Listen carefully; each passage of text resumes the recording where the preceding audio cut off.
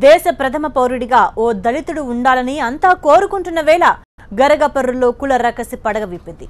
అంబేద్కర్ విగ్రహ ఏర్పాటుపై మొదలైన వివాదం చివరకు సాంఘిక బహిష్కరణ దాకా వెళ్లింది.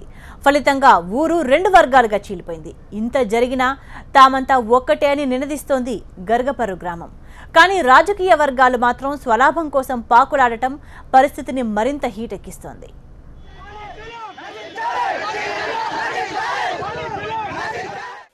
పశ్చిమ గోదావరి జిల్లా గరగపర్రులో ఓవైపు దళితుల ఆందోళన,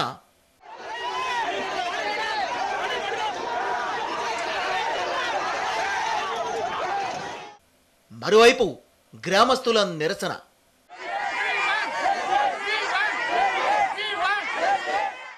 ఇంకోవైపు పోలీసుల అరెస్టులు. కొత్తూరి రాము మరియు కొప్పుల శ్రీనివాస్ అనేవారుగా ముద్దాలుగా నిర్ధారించడం జరిగింది. వారి ముగ్గురిని కూడా అరెస్ట్ చేసి మేము కోర్టుకు పంపించినాం. గరగపర్రులో అసలు ఏం జరుగుతోంది?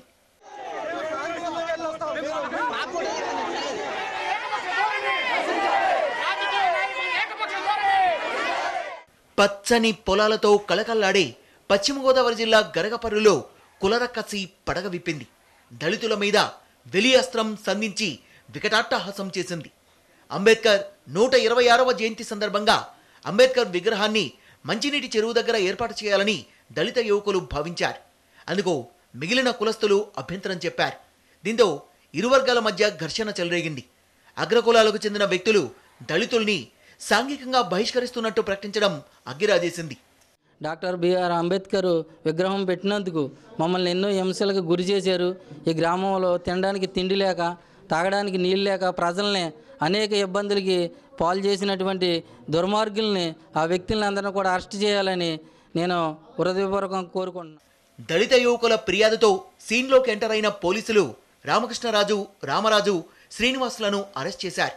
వీరిపై SC/ST యాక్ట్ కింద కేసులు నమోదు చేశారు.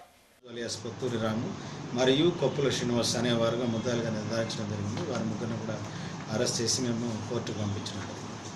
ఇంకొకటి చెప్పేది ఏమంటే, తదుపరి ఈ గ్రామంలో అన్ని కులాల వారు సామరస్యంగా ఉండాలి కాబట్టి అన్ని రకాల చర్యలు కూడా మేము గవర్నమెంట్ తరఫు నుంచి, ప్రభుత్వంగా మేము రెవెన్యూ కానీ, పోలీస్ కానీ, ఇంకా అన్ని డిపార్ట్మెంట్లు కూడా, ఇది రెండు గ్రూపులకు సంబంధించిన సమస్య కాదు, ఇది గ్రామ సమస్య కాబట్టి గ్రామంలో అందరూ సామరస్యంగా ఉండాలి. అయితే గ్రామంలో పరిస్థితి మాత్రం ఇంకోలా ఉంది. ఊళ్ళో ఉన్న కులస్తులంతా యూనిటీగా ఉన్నామని, కొంతమంది రాజకీయ లబ్ధి కోసం చిచ్చు పెడుతున్నారని ఆరోపిస్తున్నారు.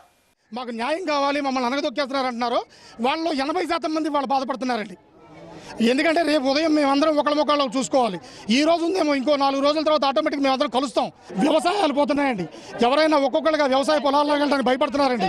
అందులో ఎవరో కొంతమంది ఆ మాటలకు వచ్చే అర్థాలనేటో అర్థం చేసుకోకుండా కాస్త తక్కువ జ్ఞానంతో మాట్లాడుతూ వరికుప్పలు తగలబెడతామని ఇటువంటి చేసి కాస్త ఇబ్బందికర పరిస్థితులను తీసుకొస్తున్నారు. మాకు వాళ్ళకి గొడవలు లేవండి, మధ్య రకంగా సృష్టించుకున్న గొడవలండి. మేము చాలా బాధపడుతున్నామండి. కాకపోతే ఎప్పుడు కూడా మాకు వాళ్ళకి ఏనాడు గొడవలు లేవండి. కలిసిమెలిసిగానే ఉన్నామండి. అందరూ కలిపి పనులు చేసుకునేవాళ్ళమండి. అసలు ఎవరికి తెలియదండి, విగ్రహం పెట్టినట్టే తెలియదండి.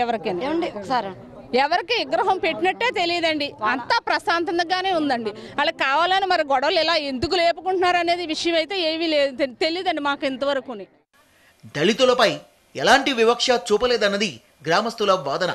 మరోవైపు వైసీపీ అధ్యక్షుడు జగన్ గరగపర్రులో పర్యటించనున్నారు. దీంతో వివాదాన్ని మరింత రాజేసి రాజకీయ లబ్ధి పొందడం కోసమే జగన్ గరగపర్రు వెళ్తున్నాడనే ఆరోపణలు వినిపిస్తున్నాయి. ఇక సాంఘిక బహిష్కరణకు కారణమైన వారిని అరెస్ట్ చేయడంతో దళితులు కొంత శాంతించారు. అయితే మిగిలిన కులాల వారు ఆందోళన బాటపట్టడంతో ఉద్రిక్తత కొనసాగుతోంది. పరిస్థితి చేయి దాటకుండా పోలీసులు గట్టి బందోబస్తు ఏర్పాటు చేశారు.